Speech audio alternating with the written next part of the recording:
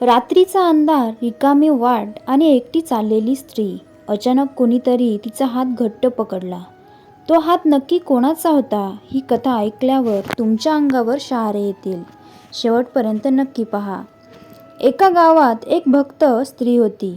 रोज रात्री ती मंदिरात जाऊन स्वामी समर्थांचं नामस्मरण करून मगच झोपत असे. एके दिवशी कामामुळे उशीर झाला. ती अंधाऱ्या रस्त्याने एकटी घरी निघाली. गावाबाहेर अरुंद वाटेवर चालताना अचानक तिला जाणवलं, कुणीतरी तिच्या मागे चालतंय. ती थांबली. मागे कुणीच दिसलं नाही.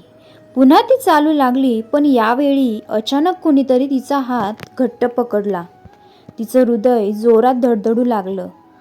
ती ओरडणार इतक्यात समोर अचानक तेजोमय प्रकाश पसरला आणि त्या प्रकाशातून स्वामी समर्थ प्रकट झाले.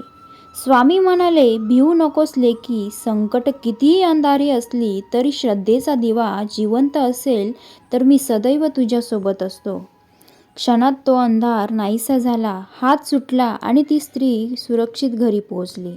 त्या दिवसापासून ती भक्त स्त्री कधीही अंधाराला घाबरली नाही, कारण तिला ठाऊक होतं, स्वामी समर्थांचे हात सदैव तिच्या डोक्यावर आहेत.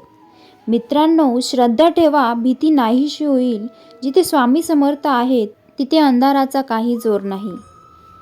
मित्रांनो, अशाच नवनवीन कथा ऐकण्यासाठी चॅनेलला सबस्क्राईब करायला विसरू नका. व्हिडिओ आवडला असेल तर लाईक करा, शेअर करा आणि कमेंट करायला विसरू नका. श्री स्वामी समर्थ.